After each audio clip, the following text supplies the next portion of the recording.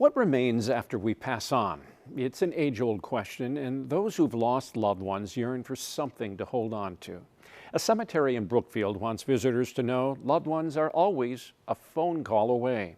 As Kathryn Merck discovered, it's joined a nationwide effort to help people continue their bond through grief. Grief is like the wind.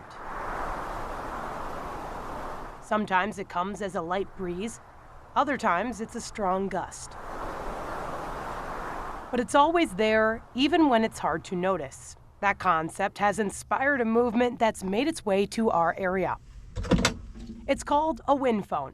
At this Brookfield cemetery, an old-fashioned phone booth is creating a new way for people to connect with loved ones who've passed away. There are lots of times where people tell us, I wish I would have done this, or I wish I would have done that, or said this, or a whole myriad of things that are left unfinished. The booth came from the basement of Garrett Rose's family home. I would oftentimes go down there and close the door, and call my friends because I had some privacy. He's now the president and general manager at Wisconsin Memorial Park.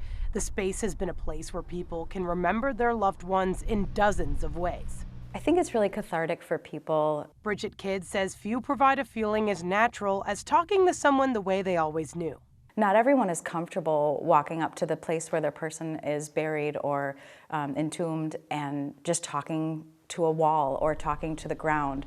Sometimes people are a lot more comfortable with a phone in their hand and just a little bit of imagination. Here's how it works. You'll walk into the vintage phone booth on the cemetery's grounds.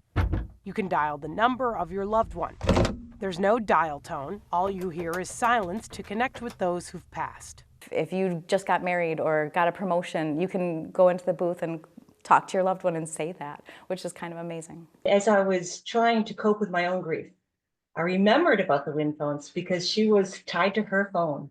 So if anybody is answering a wind phone, my daughter is. Amy Dawson is the founder of My Wind Phone. She tracks these devices around the country after using one to help process the death of her daughter. Losing a child is horrific. It feels so dark and like you're never going to come out of it.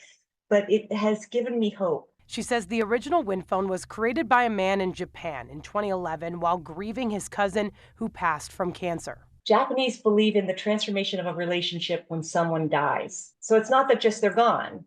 They believe in continuing the bond. She now knows of 7 wind phones in Wisconsin, including the one in Brookfield, which has gotten some eyebrows raised at the concept. The first couple reactions were, what the heck's this doing here? Why do we have this phone booth in our building? The staff at Wisconsin Memorial Park say they believe in any way that can help someone heal. One of the best things about grief is that no one can tell you you're doing it wrong. And one of the worst things about grief is no one can tell you you're doing it right. In the wind that carries the whispers of those we've lost.